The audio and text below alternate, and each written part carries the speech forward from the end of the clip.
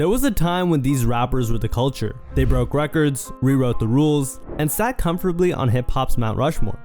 Everybody want to know what I would do if I didn't win. I guess we'll never know. But nothing lasts forever. And fast forward to today, and the same respect these rappers once commanded has vanished. Some just couldn't evolve with the times. Well, I want to say forgive me for the delay.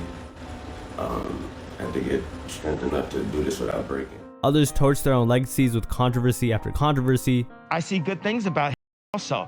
The Jew, I love everyone. I'm done with the classifications. Every human being has something of value that they brought to the table, especially him. So whether it was falling off musically, losing their touch with culture, or self-destructing in public, hip-hop has moved on. I'm Rashad Bashir, and these are legendary rappers hip-hop doesn't respect anymore. Back in the early 2000s, there was no debate. Lil Wayne was that guy. See, he didn't just ride the wave, and is still one of the most influential figures in hip-hop of all time. I mean, why do you think there's so many rappers with Lil in their names? Unfortunately, decades later, the same culture that once praised him is now turning its back on one of hip-hop's icons. So how did one of the greatest to ever do it fall out of favor with the community? Well, to further understand that, let's start at the beginning. We need to go over a bit of his rise. Lil Wayne's career kicked off in 1999 with his debut studio album, The Block Is Hot. At just 17 years old, Wayne's album debuted at number 3 on the Billboard 200 and was certified platinum within a month. And when Wayne dropped The Carter back in 2004, there was no denying that hip-hop had found its next new star. However, his rise to the spotlight wasn't that easy. In fact, as Wayne's career grew, so did the controversies. And even though he earned his flowers then, as we were about to find out, even rap legends aren't safe from losing respect. So what happened? How did a man who once sold millions of copies, a rapper who helped shape the careers of Drake and Nicki Minaj, and a legend who practically raised a generation of hip-hop fans, find himself getting clowned on social media for his legendary album series, The Carter? You see, The Carter isn't just a part of Wayne's discography. For Wayne fans, it was more than that. From The Carter in 2004 to The Carter 4 in 2011, Wayne was unstoppable. And the numbers spoke for themselves. The Carter 2, 1.4 million copies. The Carter 3, 3.8 million. The Carter 4, over 2 million. So when Weezy announced the Carter 6, fans got really excited. However, what they got instead was a massive disappointment. I swear to God, this is some of the wackest shit I've ever heard in my life. Whoever produced your first 8 songs, they should have been the only niggas touching this album. You're Wayne, nigga. Could have got anybody. Who the hell's GarageBand beat did you buy? You see, when the Carter 6 dropped just recently, the feedback wasn't just bad, it was a massacre. It was slowly becoming painfully obvious that this was not the same Wayne. Twitter exploded with memes left and right. On top of that, music critics didn't even try to sugarcoat it. For instance, Anthony Fantano said, and look, I'm not going to beat around the bush with this review. This album was pretty bad. Not just bad, but shamefully bad at points. Bad form, bad ideas, bad taste, bad execution. And honestly, he wasn't wrong. On the other hand, the production for the album wasn't safe either. In this series, this installment is weak. You're getting lackluster performances. You're getting weak production. I don't even want to call it weak. I want to call it bad production. You're getting an underwhelming feature list. Fans were posting reaction videos, but some were genuinely convinced it was a troll album. One of the songs, Peanuts to Elephants, became viral, not for being good, but for how awful it was. One gun does that. What gun does that? I'm not a shooter. However, what really hurt wasn't just that it flopped, but that no one was even debating it. Usually, there's still some fans who would argue that some of the songs were sleepers, but not this time. And one tweet summed it up perfectly, writing, "You know the album was ass when nobody's arguing on the timeline, LMAO. This shit hurt, man." And fans were relentless, flooding social media with memes. On top of that, fans also made fun of the fact that the Carter 4 literally re-entered the Billboard 200, writing, "Every real Wayne fan ran to their favorite Carter album after having their heart broken by the Carter 6. But to be fair, it wasn't a total commercial disaster. It debuted at number 2 on the Billboard 200, selling 110,000 units. But for Wayne, those numbers were horrible. However, flopping is one thing, but what Wayne did next was arguably worse. One fan recently came forward on Reddit claiming he felt scammed after ordering what he thought was a physical signed copy of Wayne's brand new album. And what they got, well, it wasn't what he expected at all. And here's when things get weird. On Lil Wayne's official website, there was a pre-order option for a signed physical copy of the Carter 6. No disclaimers, no special edition notes, no mention of alternate track lists, just a clean promo for the Carter 6. The fan decided to cop one, but when it arrived, instead of receiving the official 19-track The Carter 6 album that recently dropped, he got the LP version, which only had 9 tracks. And get this, 3 of these didn't even exist on the digital album. I don't mind getting 3 new tracks, but it's missing the tracks I actually enjoyed from the Carter 6. What the hell is this? I already felt stupid for purchasing this without listening to it first. Huge mistake. Now it's here and it proves that this album rollout was just dog shit. It feels like I just got scammed by Lil Wayne. And honestly, it's hard to blame him for feeling that way.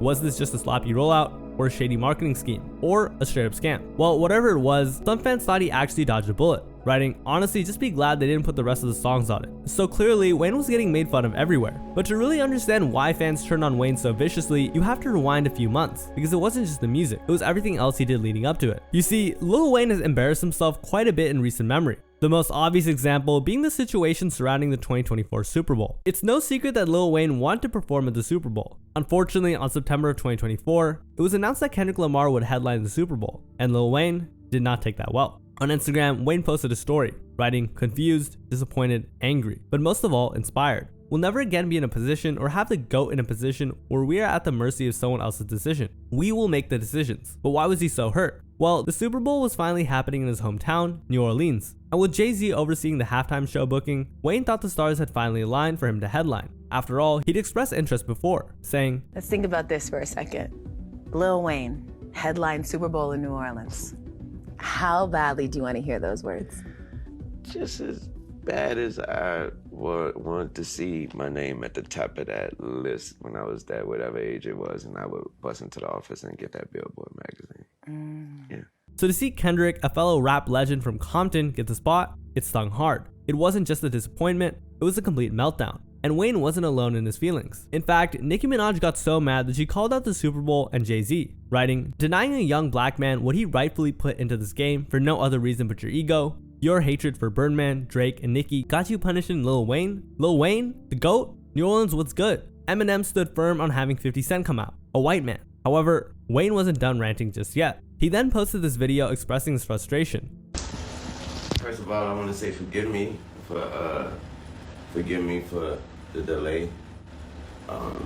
The delay on, just the delay. I want to say I had to get strength. I had to get strength enough to do this without breaking. He said it was hard for him since he had already mentally placed himself performing. That hurt a lot. You know what I'm talking about? It hurt a whole lot. I blame myself for not being mentally prepared for a letdown. And at first, that vulnerability earned him some props. However, that goodwill faded fast, because rather than congratulating Kendrick, Wayne chose to stay silent and be bitter about what happened. And he repeatedly complained. He started by insisting the opportunity had been taken away from him, as if the gig had ever been truly his. That moment I said to myself, I want to be on stage for the Super Bowl one day in front of my mom. And I worked my ass off to get that position, and it was ripped away from me. Except there was never a confirmation from anyone that Wayne was going to be the performer. Everyone just assumed he would perform since it was his hometown. Like, yo, it's in New Orleans, so it should go to Wayne. Nobody thought that but Twitter. It's a internet Twitter rumor that they just ran with, and I'm sorry, but like Wayne, the audacity to say this was ripped from me, it was never yours to have.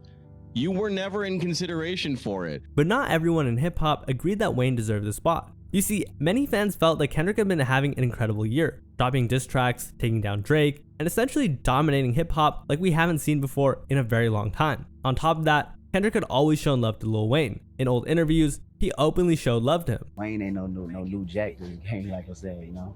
He influenced a lot of styles and a lot of sounds.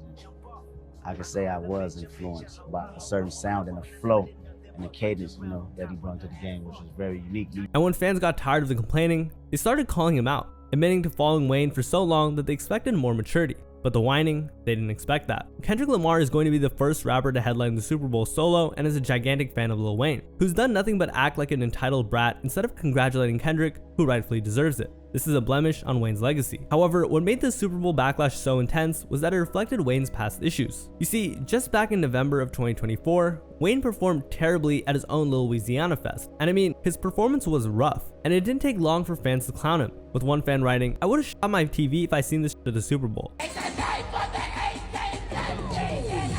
And to make it even more awkward, his vocals sounded too similar to Orlando Brown's viral parody of him. When you listen to that they sound like, I'm a wild woman, she get your braids. It was just hard to see Lil Wayne like this, especially since he had been campaigning so hard to land the Super Bowl in his own city. You see, Wayne wasn't really the best live performer even back in the day. Just take a look at this exit from one of his shows back in 2016. He didn't just walk off, he even threw jabs at the event.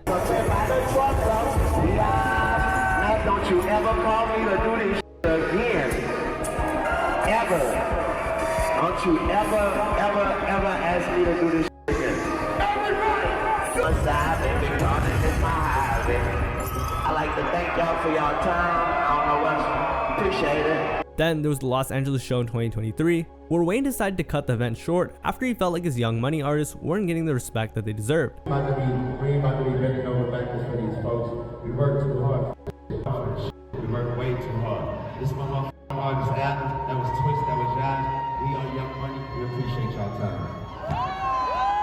Unfortunately, fans didn't feel like this was an act of loyalty. Instead, it came off as entitled. You can't make somebody like your artist or force them to like anybody. It's supposed to be organic. New Hollywood is bullshit. You see, this kind of behavior has become a huge problem for Wayne. In fact, it even led to an instance where he had to stop the show just to say he's not an artist made for opening acts. During a co-headline tour with Blink-182, midway through his set, he said, I just want the people to know, if you're wondering, please forgive me, but I am so not used to performing to a crowd and there's not too many, like still phone. That's not my swag. I'm not sure how long I'm gonna be able to do this tour, but make some noise for Blink-182 for including me anyway. So habits like this had always existed in Wayne's career. However, over the years, fans began to view this as a flaw rather than an edgy or cool quality. But all of this was in the past, right? Well, not exactly. You see, just as recent as his The Carter 6 tour, fans weren't exactly impressed. In fact, Ice from the Joe Budden podcast went to his show at Madison Square Garden, and unfortunately, what was supposed to be the kickoff of his tour turned out to be a massive letdown. Right from the start, the vibes were already off. The DJ was going on at 8:45 to 9. Wayne is going on at 9. He's getting off stage at 10:30. They got a hard curfew, all of that. Right. It was 10:17. Nobody hit the stage yet. Oh, Not even the DJ? Damn. Fortunately, guest appearances from LL Cool J might have saved the show, but overall, like I kind of walked out the show a little underwhelmed from the other Wayne shows that I've been to and seen. Sadly though, these bad habits weren't the only reason why Lil Wayne got snubbed in the Super Bowl. You see, over the years, Lil Wayne's health began to collapse. In 2013 and 2017, Wayne went through multiple seizures, and during both of those times, he was found unconscious in his hotel, which forced them to cancel performances. What made these emergencies even more disturbing was the root of it all. You see, Wayne's been struggling with drug abuse for many years now. I don't do this to be cool. I did this because I was sick. In fact, he's been long associated with lean, a drink popular in hip-hop culture. I know I picked up the cup when I started drinking with this protein mixed with cocaine, which you all know is syrup. I started drinking it because I'm from the South. New Orleans. You see, things got so bad that it got to the point where his doctors and his loved ones were begging him to stop. Do you do that anymore at all? No, I can't. And what made you stop? The doctor did. Really? I was doing it too much, and the doctor kind of told me, we can't tell you what to do, but I suggest that your mom tell you to stop. Unfortunately, at that point, Wayne was too far gone. You see, Wayne's addiction had gotten so out of hand that it didn't just almost kill him. In fact, he's been associated with the purple drink so much that it even got to the point that he almost killed Currency with it by accident. He poured up the whole 6 thing and then put them back in the rings. So they looked like harmless purple Hawaiian punches in the fridge. So I ran in basketball thirsty and down one of them like standing in the hallway of the bus just killing it. And he came on the bus and was like, oh Lord, because he know I don't with you, like Spiller. You probably about to die. However, even if it's not lean related, Lil Wayne's been seen visibly intoxicated in public at times. It could be due to weed, alcohol, or lean. And because of this, Wayne has faced numerous legal battles in the last decade. Most notably, his arrest in late December of 2019, when he was arrested after a private jet search. Authorities found not just the gold-plated gun, but also different kinds of drugs like cocaine, ecstasy, heroin, cough syrup, and marijuana. And at just 42 years of age, no one really wanted to see Wayne continuing this lifestyle. After all, it became a significant liability to the NFL, especially during the Super Bowl. Just think about it for a second. Wayne spent almost his entire career promoting liquid dope. Do you really think the NFL wanted to put him on the biggest stage? And while there's no denying that Wayne is one of the greatest to ever do it, it's also not hard to point out all the negative influences he's brought to the community. During Wayne's peak, he didn't just dominate songs, he changed the culture. Rappers copied everything. His look, his swag. Bro, just look at me and what you see. I learned Lil Wayne. I wanted to be Lil Wayne. I would talk when I was younger, girls would say I look like Lil Wayne, so I would run with that. The skinny jeans, fedoras, fans, even fake piercings. People were using Lil Wayne's image like a blueprint for success. I ordered a fake piercing off of Amazon, and it was a magnet, and I had it right here, and I used to wear it every day like I was Lil Wayne. I used to wear that every day like I was Lil Wayne. So Unfortunately though, not everything about Wayne was inspiring. He wasn't really the best role model for younger artists, especially since he kept promoting substance abuse. And while Weezy was able to survive with this kind of lifestyle, some of the rappers he inspired were not so lucky. You have those people that take it to the extreme. Like for the example, I think Wayne has said after a while, he wasn't even pouring with pop. He was drinking it straight out the bottle, like drinking it raw. Crazy. So even though Wayne's still here, there's no denying that his substance use has taken a massive toll on both his physical and mental health. And sadly, things would only get much worse. You see, what was even more concerning was how all of this had affected Wayne's artistry. It wasn't just physical anymore, it also affected his creativity. In fact, it's now even got to the point where Wayne can't even remember his own lyrics. But you know what's worse? He can't remember his old songs. He admitted that his memory had suffered so much that he couldn't remember writing his own iconic songs. In an interview back in 2023, Wayne was asked about the Carter 3. But what did he say? He said, "I'm gonna be so honest with you. I don't know the Carter 3, the Carter 2, the Carter 1, from the Carter 4, and that's just my God's honest truth. You could lie, you could ask me about such and such song, I wouldn't even know what I was talking about. So it holds no significance to me at all." And this memory loss had a negative impact on his career as well. You see, fans began to see huge teleprompters at Wayne's shows so that he could read his own lyrics. And it was really disappointing to see that Wayne was essentially doing karaoke of his own music. And as fans began to see a massive fall off in his music and performances, it looked like his personal life wasn't going great either. Back in 2020, Lil Wayne first went public with model Denise Bidot. The two reportedly met the year before and reconnected during the pandemic. And for a minute, it seemed like Wayne had found someone who genuinely cared for him. Fast forward to May of 2025, Denise dropped a bombshell on her Instagram stories, writing, "Breaking up with someone on Mother's Day is diabolical. Prayers up though. God always pulls me through, walking with faith." At first, fans thought it was just a heartbreak. I mean, that's normal. Celebrities and rappers break up with their partners all the time. But unfortunately, it didn't stop there. You see, right after that Instagram story, Denise posted a video revealing what she went through. Okay, so for everyone DMing me about my story I posted, yeah, this is actually a fact. Wayne literally kicked me and my daughter out on Mother's Day today. Yep, you heard that right on Mother's Day. But that's not all. According to Denise, and I am just recovering from surgery. I am 5 weeks out from a full mommy makeover. I can't even lift boxes, but this man has his assistants and people coming to help kick us out today. She added that Wayne didn't just break up through text. In fact, it was also her daughter's birthday the following week. Unfortunately though, just when he thought things couldn't get any worse, her story took a darker turn. You see, Denise didn't just stop at emotional abuse claims. She added, and it's not just the emotional abuse, like this man has actually laid a hand on me, like, nah.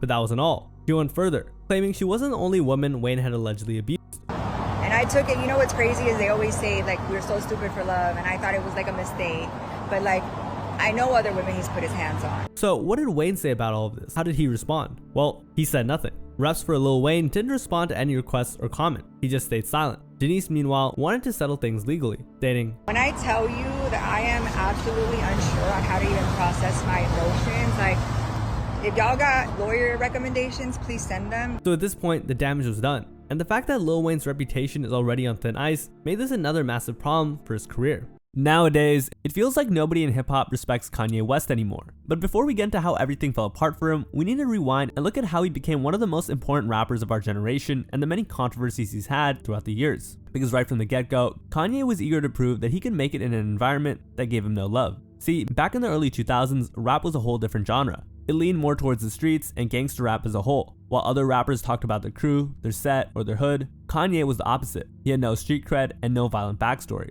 Instead, he was a nerdy producer from Chicago wearing pink polos, sampling soul records, and begging labels to sign him.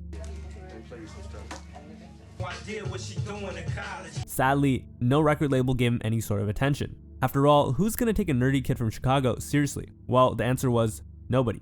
Nobody except for Jay-Z and Rockefeller Records. And from there, he worked with Jay-Z and became an in-house producer for his label. And as you know, the rest is history. Kanye went on to release certified hip-hop classics and genre-defining albums like The College Dropout, The Late Registration, Graduation, 808s and Heartbreaks, and many more, creating a very solid argument for becoming one of the biggest and most influential rappers of all time. But lately, Kanye has seemed to have lost the magic touch that he once had. His music isn't hitting the same, and he's now swimming in an ocean of controversy. And unfortunately, he has no one to blame but himself. Because even in 2025, Kanye still hasn't toned down his unhinged anti-Semitic rants, letting everyone in the world know just how low he sunk with tweets like, "I'm a Nazi, I love hit, now what?" Afterwards, he paid for an ad slot in the Super Bowl to coax fans into buying his new Yeezy merch. So what's up, guys?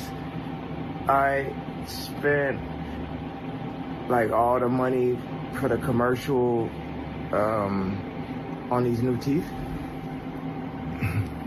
So once again, I had to shoot it on the iPhone. Kanye has always been a controversial figure in hip-hop, but selling a shirt with his Yeezy brand on it should have been an easy way to make money, right? Well, not exactly, because the Yeezy merch had swastika. To make it worse, the shirt was apparently called HH01, which doesn't take a genius to know what it means. It means hail. Of course, the consequences of his actions came quickly, as the e-commerce site that Yeezy was being sold on immediately took action. In fact, it was Shopify's own president who pulled the Yeezy products off their online store. As you know, a widely followed famous anti-Semite bought a Super Bowl ad directing people to buy swastika t-shirts on a website that you hosted. Why did you not pull that website immediately? Well, the website is down right now, but look, all merchants that use Shopify, It was up all Sarah. of yesterday. Yeah, so all merchants are responsible for following the rules of our platform. He then added that this merchant did not engage in authentic commerce practices, and they had an entire day to prove otherwise, which did not happen. They violated our terms. We removed them from Shopify. If you didn't know, a 30-second Super Bowl ad can cost up to $8 to $10 million. So Kanye effectively lost 8 figures in an effort to promote his Nazi apparel. But that wasn't all. You see, Kanye was also dropped by his own talent agency named 33 and West after he released a flurry of hate speech on Twitter. In a statement, founder Daniel McCartney said that his working relationship with Kanye West was over due to his harmful and hateful remarks that myself nor 33 and West can stand for. Unfortunately, Kanye still had fans defending his actions and saying that he was only playing a role or being ironic. However, it was getting harder and harder to defend him, especially after he kept pulling attention-seeking stunts like this. No, you're not tripping. Kanye and his partner Bianca Censori crashed the red carpet of the 67th annual Grammy Awards to do that. Afterwards, the two were escorted off the premises, which begs the question, why did Kanye even do that? Well, according to an inside source, Ye always planned to do the red carpet and leave. He never sit through the Grammys because it's so dull and boring. People have called this a stunt, but to Ye, this is his art. There were even rumors circulating that Bianca was forced to undress like that in front of hundreds of cameras outside by none other than Kanye himself. So clearly, something had to be very wrong with Kanye mentally for him to do these things, right? Well, unfortunately, that might be the case, as there's been a long-standing rumor about him getting high off nitrous. Kanye's ex-chief of staff came out and accused his own dentist, Thomas Connolly, of making the rapper addicted to nitrous oxide, writing, "Thomas Connolly agrees to deliver recreational nitrous oxide to his heavily addicted patient Ye at the latter's then residence, Chateau Marmont, the site of dozens of celebrity overdoses and suicides." And while previously fans thought that Kanye saying that he was quote-unquote on the nitrous was nothing more than a joke, there was definitely some truth behind it. Ryan Garcia, this Ye, I'm on the nitrous.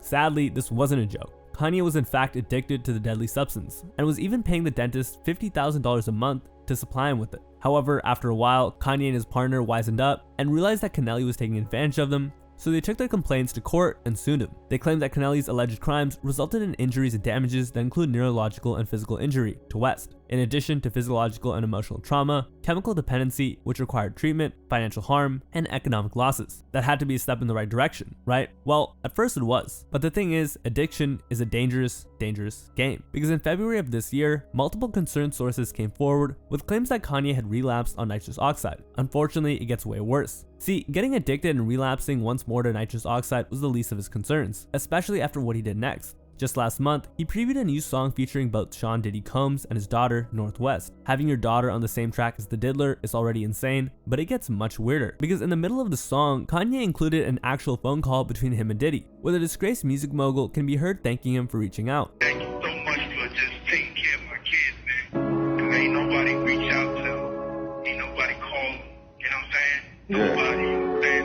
That meant so much, you know what I'm saying, that you reached out to them and took them under your wing while I'm in this, man. I appreciate you. Bird up, man. Yeah, absolutely. I love you so much, man. It's like you raised me. From Kim Kardashian's standpoint, his ex-wife, Kanye was putting their daughter in danger. And you could only imagine how she felt hearing North on the same song with someone like Diddy. But sadly, this was the first of many instances where Kanye tried to clear Diddy's name online, as he continued to show support to him, writing, "Whoever's after Puff, we gotta find out exactly who they are, okay? Play off the grind." As well as, "They trying to prove a point, y'all fuck Know that? And sitting laughing at the internet on Instagram, this man gave his life to us, this my idol, this my hero. It's tragic how sad Kanye's fall off is. He went from releasing classic albums to calling Diddy his idol. He even tried to include his longtime collaborator and friend Playboy Cardi in his rants, saying, Cardi beat woman, I beat woman, but everyone hate Diddy. In his mind, he and Cardi put the beats on women and came out unscathed, but when it came to Diddy, it was a different story. And this wasn't just a one-off move to try and get attention. You see, Kanye even visited one of Diddy's trials just this month to show support to him. And Kanye West briefly made an appearance in the Sean Diddy Combs trial today. The rapper arrived with one of Combs' sons and told ABC News he was there to support Combs. He was not in the main courtroom and left about 20 minutes after arriving. Luckily for everyone, Kanye wasn't allowed to be present in the courtroom. However, it's been reported that he's now been given access after being included in Diddy's guest list. So who knows? Maybe he'll make headlines soon enough after trying to make a scene in court. But if you think that 2025 couldn't get any worse for him, get ready, because this is only just the beginning. See, in a year already filled with controversy, for Kanye, DJ Academics came into the picture to make everything much worse by giving him a platform. You see, he invited Kanye for an interview, and of course, Kanye jumped at the chance. The moment it went live, it blew up, pulling nearly 1 million viewers in real time. But let's be honest, no one expected Kanye to sit through that interview without spouting his fair share of crazy things, right? At first glance, you think that the interview was going to go smoothly. How's everything with you, brother? A place of refuge right quick. The legend, man. Ack was ready to start the interview. However, Kanye asked for some time and went out of the frame. This guy, man. In a move that shocked absolutely everybody, Kanye appeared out of nowhere wearing a black KKK robe, aka the racist white supremacist group, the Ku Klux Klan. Wherever you want. You can sit right here. What do you think? The way that Ack was so composed after seeing this is wild. And he even helped Kanye fix his chain. I see you with the bust down chain too, man.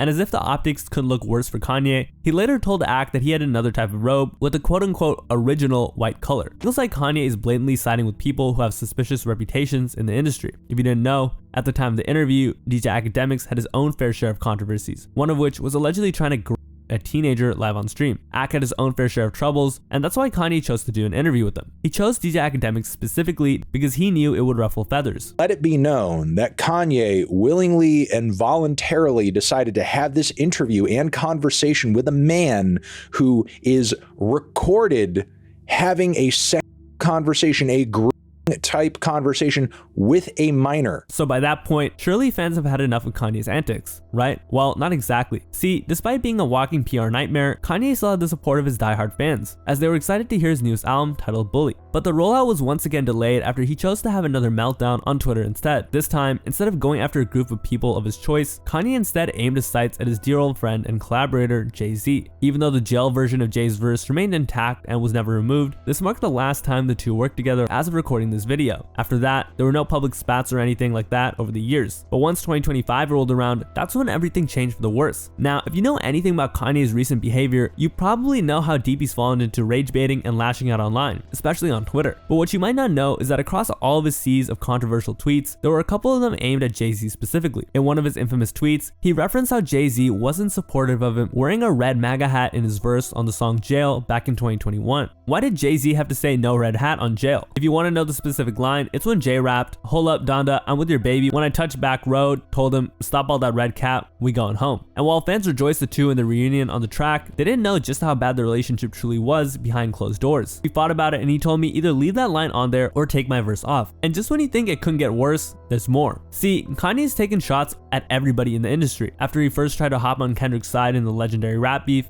he now felt some type of way towards him for being chosen to perform at the Super Bowl, courtesy of Roc Nation and Jay-Z. Kanye felt angry and betrayed that the spotlight wasn't on him. So, in classic Ye fashion, he aired out Jay-Z. "I love Jay-Z and I do feel bad. I always felt like the black sheep. I wanted family in this music shit." Kanye pathetically tried to argue that with Jay-Z and Beyonce's influence, they could have both helped him maintain custody over his children following the divorce. "I felt like both him and his wife could have helped me had more leverage with my kids. They could have used their cultural position to not just watch the Kardashians fuck me over." And after being ignored by Jay due to how much of a walking disaster he was, Kanye felt betrayed by his big brother. "Shit hurt so much, fuck both of them, because when I needed them, it was fuck." eat. So on March 19, 2025, Kanye wrote the most disturbing and heinous thing that he could have said on Twitter. Wait, has no one ever seen Jay and Beyonce's young kids? They're R-worded, no literally, and this is why artificial insemination is such a blessing. Having R-worded children is a choice. Now, I know what you're thinking. That had to be the final straw for Jay. I mean, having someone you treated like a brother since day one turn around and call your kids the R-word? Yeah, that's not something you just brush off. To add to that, Kanye later said that if his tweets get deleted or taken down, he wanted everyone to know that Jay had no power over him.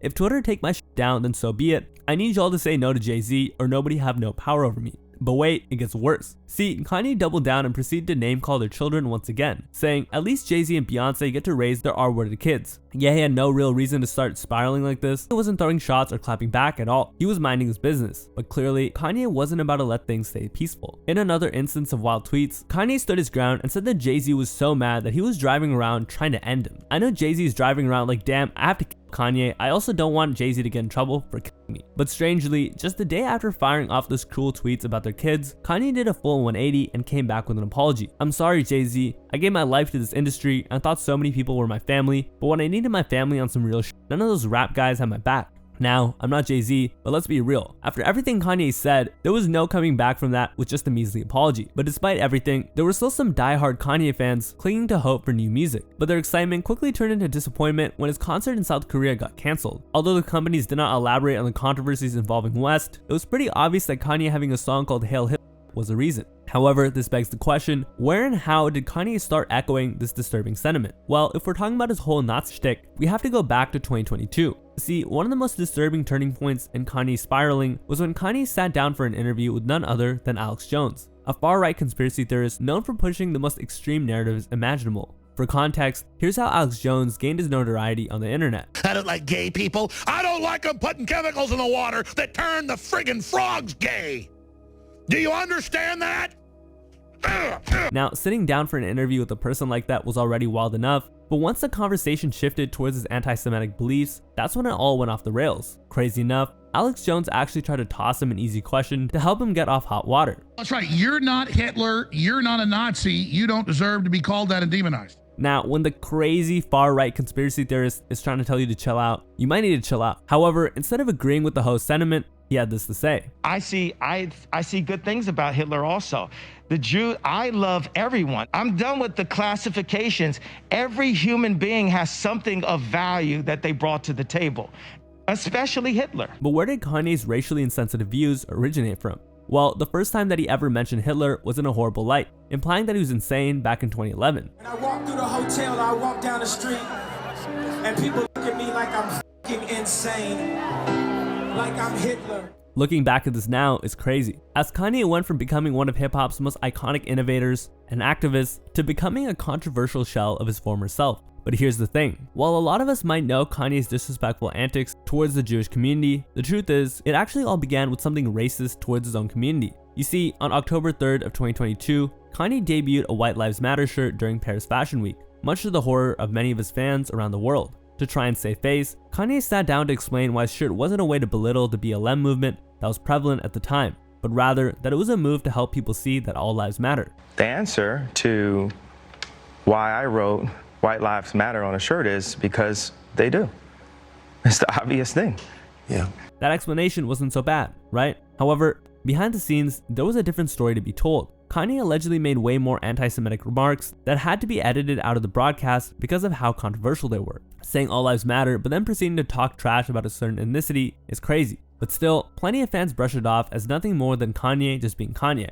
After all, he's been known for speaking his mind and doing whatever he wanted every single moment in his career, so this wasn't really much of an issue for diehard Kanye stans. Little did they know, this was going to be Kanye's whole shtick for the foreseeable future. To make it worse, on October 8th, 2023, he uploaded a post on Twitter saying, "I'm a bit sleepy tonight, but when I wake up, I'm going DEFCON 3 on Jewish people." Funny enough, he tried to argue that there was no way he could be anti-Semitic because according to him, black people are actually Jewish. Also, you guys have toyed with me and tried to blackball anyone who opposes your agenda. 20 days after that, the repercussions of his actions finally caught up with him. Adidas said enough was enough and cut ties with him, which was a massive loss for Kanye considering his net worth was significantly due to his Adidas partnership. It actually made $1.5 billion of his total net worth. So Adidas was a big deal for Kanye. And right now, Kanye's relationship with the shoe brand is all but over. Not only was it bad for Kanye, but it was equally negative for Adidas as well, considering how Yeezys made up 80% of their total sales. Unfortunately, he thought that dropping some very controversial statements wouldn't be reason enough to cut ties with him. But you know what's incredibly ironic? In an interview with Nori on Drink Champs, Kanye was confident that he was immune to the consequences. The thing about it, me and Adidas, is like, I could literally say anti-Semitic and they can't drop me. I could say anti-Semitic things and Adidas can't drop me. Now what?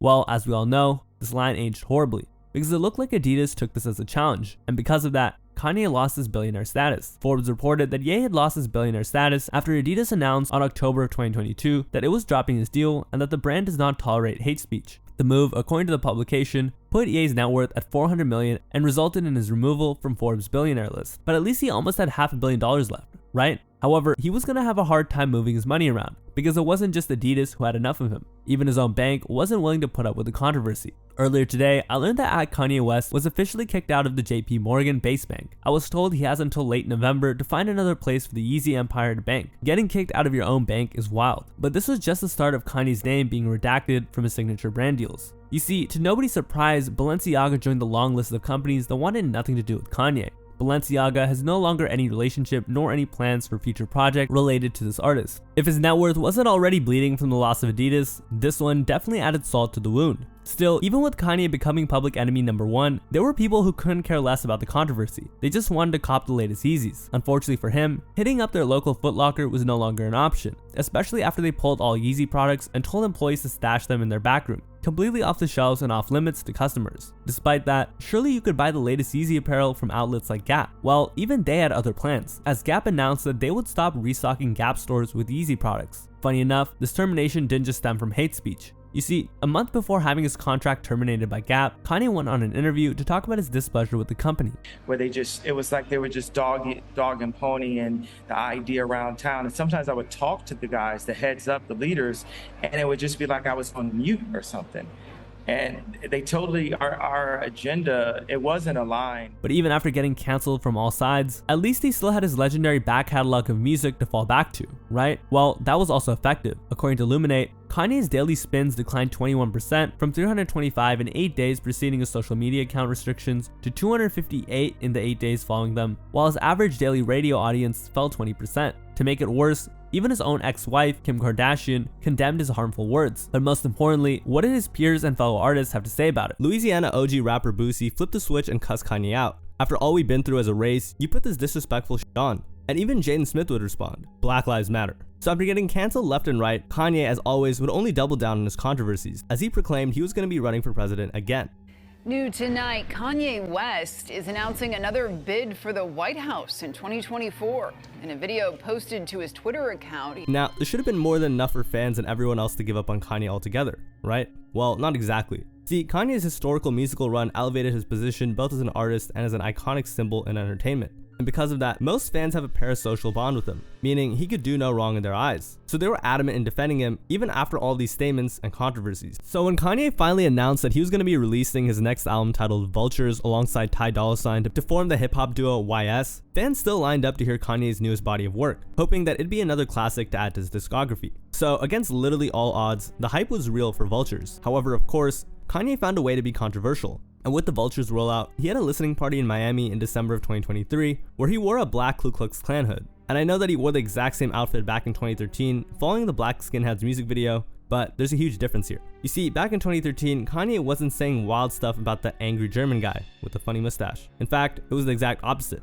Black Skinhead was a pro-black, anti-racism song. But anyways, if there's one thing you can rely on, it's Kanye fans and their blinding devotion for their favorite artist. So they eagerly waited for months as Vultures kept getting pushed back. Fortunately, the album finally dropped on December 31st, 2023, just in time for everyone to celebrate the new year with a brand new Kanye album. So far so good, right? Well, not exactly. You see, despite selling 150,000 units in its first week and debuting #1 on the Billboard charts, fans were still left unsatisfied with its quality. Kanye has been surrounded by yes men for 10 to 15 years now. He got so high on his own supply after Taylor and My Beautiful Dark Twisted Fantasy that he slowly but surely has become a flanderized South Park version of himself. And it wasn't only the fans who were left disappointed, music reviewers weren't exactly kind to it as well. There was so little to praise with this record, and if Kanye's delusional fans are not hearing that this record is awful on its face as they just kind of listen to it by themselves, nothing I'm going to say is going to convince them. It also didn't help that he had to throw in a couple more anti-Semitic bars like, how I'm anti-Semitic, I just fucked a Jewish bitch, I just fucked Scooter's bitch,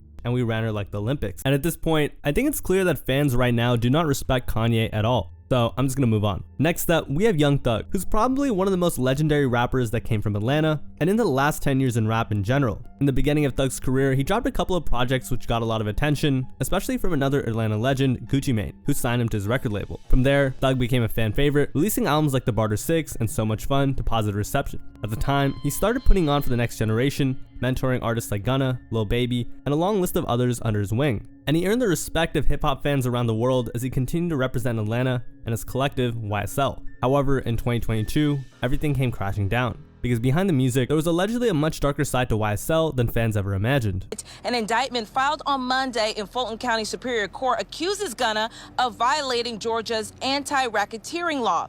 The indictment alleges that fellow rapper Young Thug co-founded a violent street gang that committed murders, shootings, and carjackings over roughly a decade and promoted its activities in songs and on social media. But after being locked up for over 900 days, Thug was finally out. Georgia's longest criminal trial ever is over, and rapper Young Thug is out of jail this morning. So after finally getting out, things had to be on the up and up for the Atlanta legend, right? Well, let's just say things haven't exactly been smooth following his newfound freedom. See, while fans were hoping for him to start gearing up for a triumphant return to form, there was one thing that weighed heavy on Thug's mind every single time: the arrangement in terms of his parole. Now, if you didn't know, Young Thug was released under strict conditions, and his freedom relies on him sticking to a couple stipulations. The problem was, not only was Thug barred from making gang-related music, or what was interpreted as gang-related music, he was also banned from Metro Atlanta as a whole. To make it worse, he was also required to give 4 anti-gang concerts in the area. And here's the wild part: Thug has to follow these rules for over 15 years. So right from the jump, it was pretty obvious that this was going to throw a wrench into his music and every other project he'll make for years to come. However, it's not all bad, because before being released, Thug tried to make a personal request to the judge to let him collaborate with his longtime collaborator and protege, Gunna. Mr. Williams have no contact with any of the co-defendants in this indictment, with the exception of Mr. Quantavious Greer, that is his biological brother, as well as Mr. Sergio Kitchens. He's a phenomenal artist. He goes performer known as Gunna, G-U-N-N-A. Mr. Williams and Mr. Kitchens are contractually obligated, and they frequently perform music together. Your Honor. This was seen as a positive by most fans, as Gunna and Young Thug were rumored to have beef. For context, Gunna and Thug's relationship was quite unclear by that point, as the internet quickly labeled Gunna a rat after taking a plea deal. YSL is a music label and a gang, and you have personal knowledge that members or associates of YSL have committed crimes in furtherance of the gang.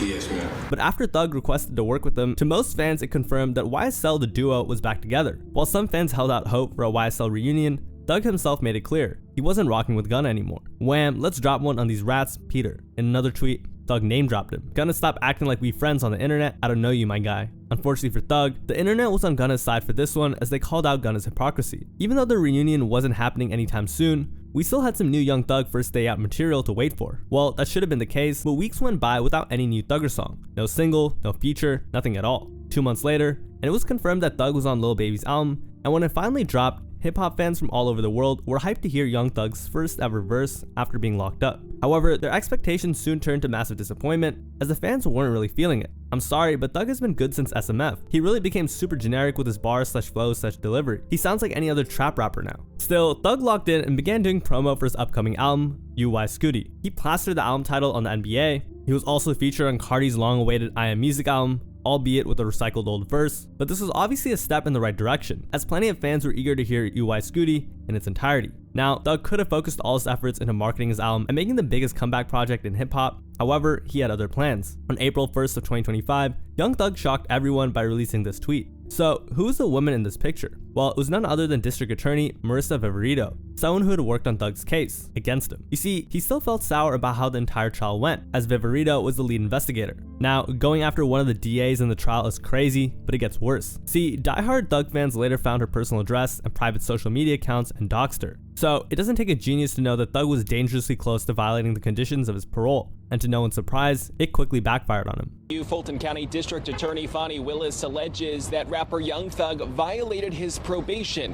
Her argument centers around a social media post. This could have gone horribly for Thug. There was a chance that he was about to be sent back to jail after posting such an incriminating tweet. The judge decided that Thug's tweets weren't enough for a reason for him to have his parole violated. They even advised him to be careful about what he posts on social media. While the court does not find the cited social media post rises to the level of violation of the defendant's probation, it may be prudent for the defendant to exercise restraint regarding certain topics, and that was basically the judge telling Thug to chill. But anyways, 3 weeks after testing the waters of his probation terms and almost violating it, Thug finally released his first ever single off UI Scooty, Money on Money featuring Future. But what should have been an easy slam dunk to build momentum for UI Scooty quickly turned into fan backlash once more, as once again, Young Thug's verse left a lot more to be desired. Huge Thug fan, but this is honestly a rough start for UI Scooty. Like someone else already mentioned, Thug shines with his vocal performances, but all we get here is a generic trap song with a rehashed Otis video. Future definitely carried. If that wasn't scathing enough, they even requested a version with only Future in it. I need the Future only version. And if fans weren't already tired of Thug's style of rap, they definitely started tuning out every time he brought up Gunna and called him a rat, which by the way, he did multiple times on the same track. Thug probably thought that everyone was gonna side with him and continue to punch down on Gunna, but little did Thug know, his decision to keep calling him a snitch quickly turned into a tiring gimmick. Sadly, the public reception was about to go from lukewarm to straight up horrible for Thug. See, on May 22nd, it was revealed that Kid Cudi was going to testify against Diddy for an incident that happened way back in 2012. He is a central figure in the trial and the biggest name yet to take that witness stand. He is testifying about his romantic relationship with Cassie Ventura from more than a decade ago, including allegations that Combs blew up his car. For context, Cudi had allegedly had his Porsche set ablaze by one of Diddy's goons for sleeping with Cassie. Now that that's out of the way, where does Thug come into play? Well, a day after Cudi quote-unquote snitched on the diddler, Young Thug tweeted, "Damn, Kid Cudi a rat, lol." And if Thug wasn't already getting dragged by fans all over the world since his release, he definitely was now. Bro, I hate when people call others a snitch or rat. Cudi is literally the victim of a crime. He's a f***ing civilian. But the optics get much worse for Thug. See, it wasn't like Cudi himself wanted to testify against Diddy in court. Rather, he was actually subpoenaed into doing so. If you didn't know, he was literally ordered by the court to testify. And if he ignored summons, he would have been held in contempt of court, which can result in him paying a huge fine or even getting thrown in jail, especially with a case as high profile as Diddy's. So this is the final straw for some fans, as they lost all hope for Young Thug. And at this point, y'all could take Thug and free Max B. What the f? I'm so sick of him. He's been mad annoying ever since he's been released. Like, he too bored. He don't got enough to do. Like, imagine you entering the chat talking about damn Cudi a rap. What are you even talking about? Shut the f up. Like, shut the f up. Not only was this a bad look, but this was a stupid tweet to upload, considering he was still on probation. At this point, Young Thug is just asking to be sent back to prison because he's still on probation and is very much still being watched. Even the most diehard Young Thug fans couldn't defend his actions. Whoever his PR team is, management team is, bro, they gotta check his tweets before he tweet this shit, bro, because this was a big oopsie, I ain't gonna lie. It just makes Thug look corny as fuck and look like a dumbass. I'm not gonna hold you. I love Slime, but he does look dumb as fuck. So from calling Gunna to Kid Cudi a rat, Thug definitely didn't shy away from branding his peers as one, which led others to think that maybe he was the one who actually snitched, considering he also took a plea deal to get out. We all know Young Thug was singing behind the scenes, lol. No way he'd be free right now without snitching. The sad part is, Thug really thought the internet would rally behind him, and that he could keep calling out Gunna and other rappers without any backlash. But instead of gaining support, all it did was backfire. Now, all the rappers we mentioned earlier at least had their moment as quote-unquote rapper MCs. They had crazy peaks with long careers, chart-topping hits, earning respect from the culture. Even if they've begun to fall off now, they're still legendary rappers in the eyes of many. But this next rapper, although regarded as one of the pioneers of the new age of rap, his reputation within hip-hop remains shaky, considering how often he's getting disrespected lately. And of course, I'm talking about none other than young Draco himself, Soulja Boy. However, before we talk about how he lost what little respect he once had, we first have to go over his rise. See, Soulja Boy blew up back in the early 2000s with the release of Crank That. He went from being a struggling and aspiring rapper into an overnight hip-hop sensation. In fact, Crank That was such a hit that it spent 7 whole weeks on the Billboard charts, showing everyone that Soulja Boy definitely had potential to be in it for the long haul. But even though his single was a certified smash hit, there was one thing he never really managed to get from hip-hop, and that's respect. If you're seeing a circle of hell lower than the one in which Crank That is ubiquitous, listen to his entire album. That was a review given for his debut album Soulja Boy Tell 'Em, so yeah, not that great. However, luckily for Soulja, his album Soulja Boy Tell 'Em success was the real deal, selling over 100,000 copies in its first week alone. So no matter how many haters he had, his album was still selling. Unfortunately, it was about to get much worse for Soulja. You see, it wasn't just the fans who weren't feeling it. Even hip-hop legends chimed in and said that Soulja was quote-unquote ruining hip-hop for dumbing the genre down. Here's what Ice-T had to say about it. Soulja Boy, eat a dick. This nigga single-handedly killed hip-hop. Soulja Boy, let me talk about Soulja Boy. Soulja Boy, I know you're young enough to be my kid, but you single-handedly killed hip-hop, man. You know what I'm saying? The OG rapper added how awful Soulja's music was and how much Crank That set hip-hop back again. Can't fucking from it. All that shit, such garbage. You can't do that, man. We came all the way from Rakim, okay? We came all the way from DOS Effects. Came all the way from motherfuckers flowing like Big Daddy Kane and Ice Cube, and you come with that Superman shit. That shit's garbage. And Hurricane, take them fucking beads out your fucking hair, kid. Come on, man up, you niggas. Stop bullshitting. You niggas is making me feel real fucking mad about this shit. In response to the disrespect, Soulja Boy clapped back and made fun of how old Ice was. This nigga Ice-T old as fuck.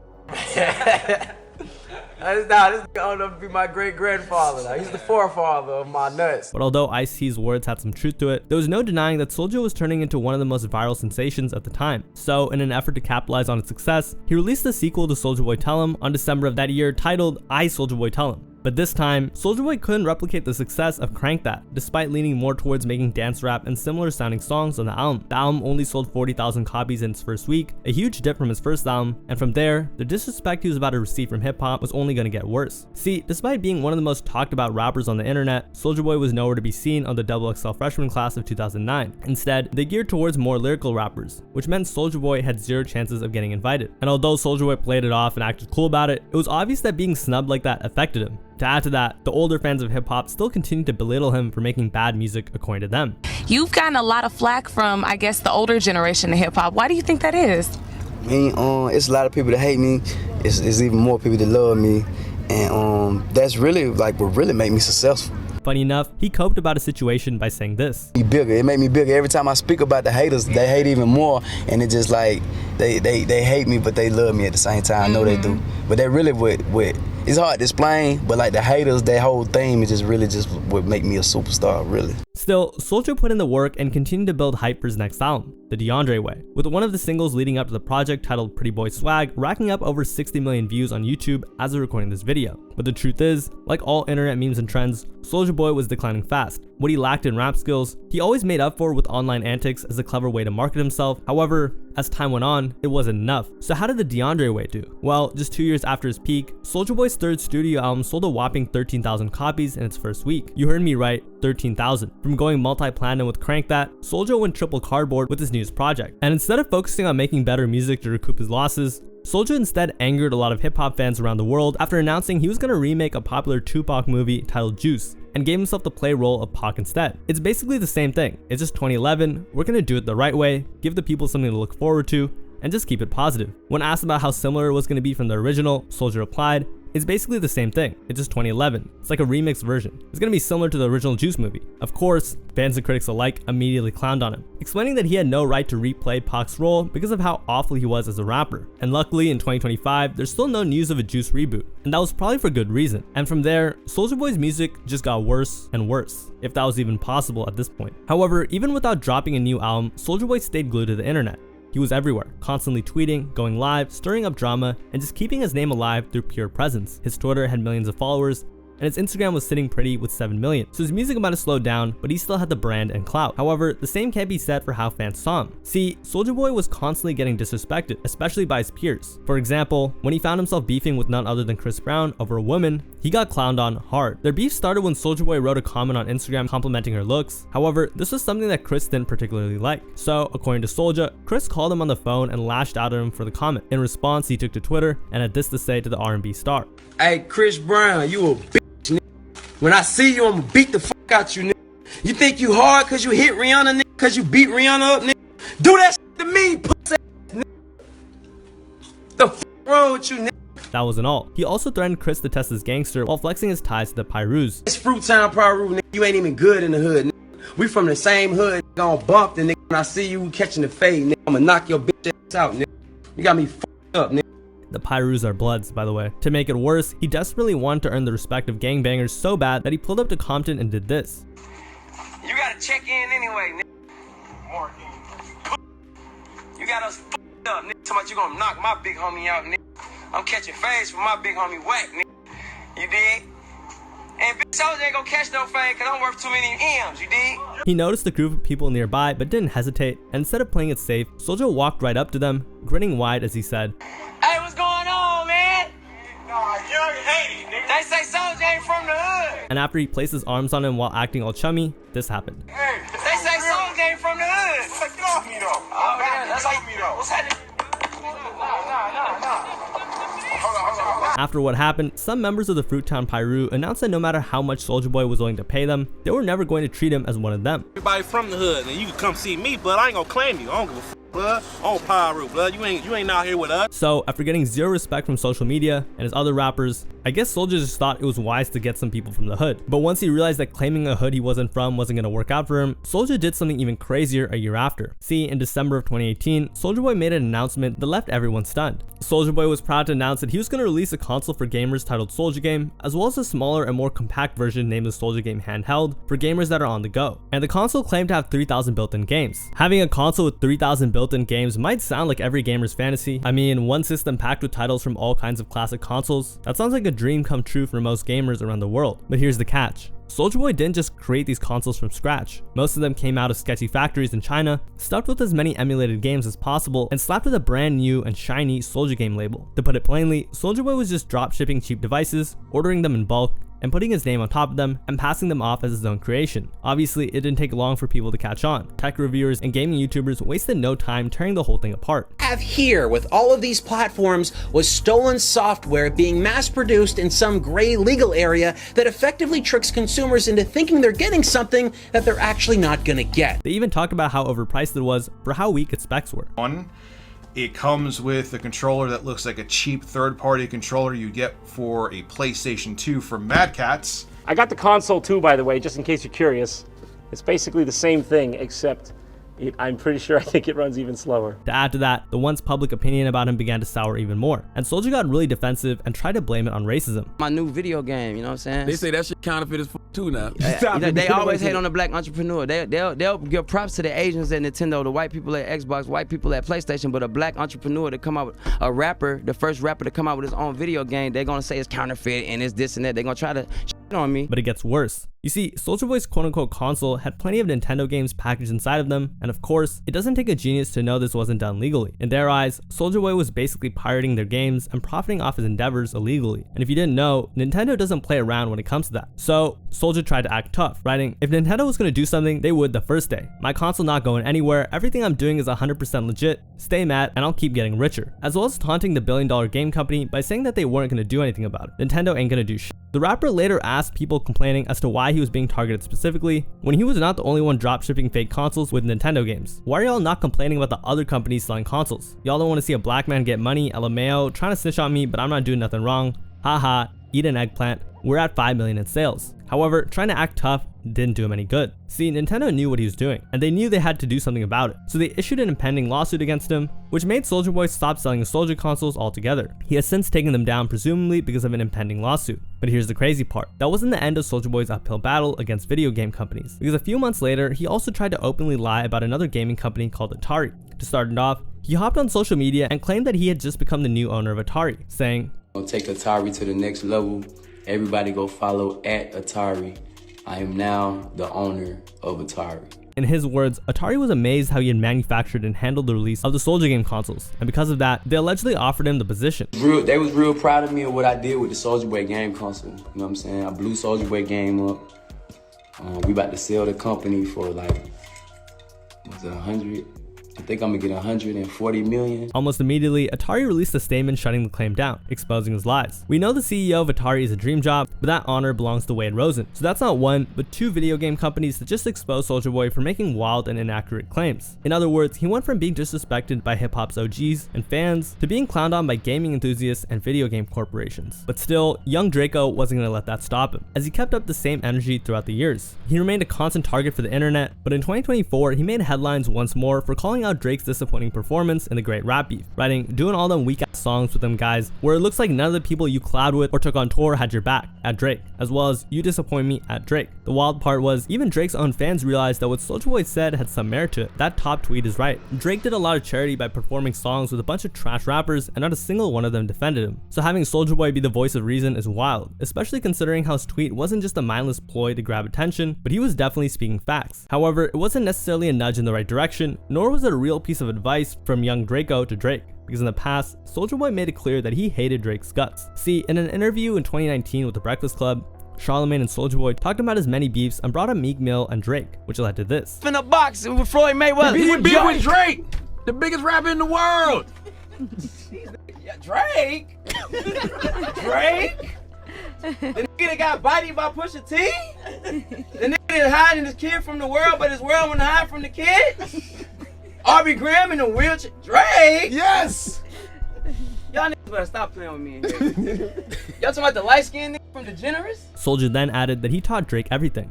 The grassy, not Stop playing me like I ain't teach Drake everything he knows. Hold on, you taught Drake everything he knows. And after making that bold claim, he started to cite some examples. I didn't hear Drake on his first song. Tell me what's really going on. Drizzy Drake back in this thing already. That's Soulja. Shit.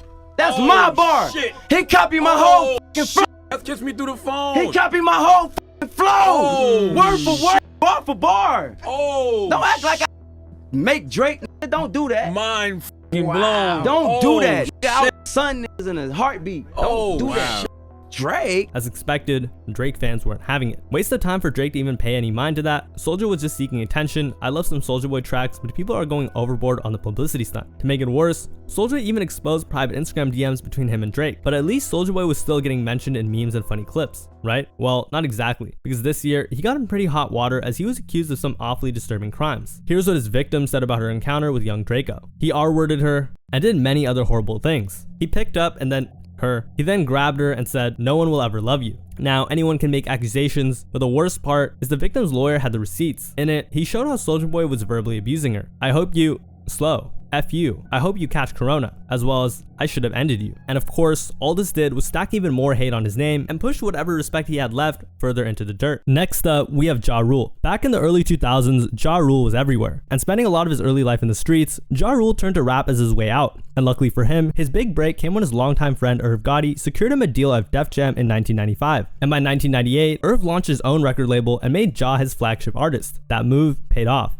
Ja dropped his debut album, which peaked at number 3 on the Billboard 200, and scored his first radio smash with Holla Holla. From there, hits like Between Me and You and Put It On Me catapulted his name to the mainstream. Hardcore fans didn't just respect Ja, he was crossing over to the mainstream, collaborating with artists like Jay-Z, DMX, and Christian Milan. But as the years rolled on, brutal beefs, poor business choices, and damaging controversies turned Ja Rule from a superstar into one of the most disrespected rappers today. You see, back in the early 2000s, hip-hop beef was different. Today, you see rap feuds play out on Twitter with diss tracks after diss tracks or Instagram lives going viral. But back then, things get physical and dangerous really quickly. While Ja Rule was enjoying immense success, challenges would soon derail his rise. And many fans believe that Ja Rule's downfall all started with his beef with hip-hop legend 50 Cent. Ja Rule's rivalry with 50 is one of the most infamous beefs in hip-hop history. Compare this to today's era, and this was their Kendrick versus Drake at the time. So what really happened? Well, the moment this all started was when Ja was robbed while filming a music video in Queens. His chain was snatched at gunpoint by someone later linked to 50 Cent. According to 50, a friend of mine's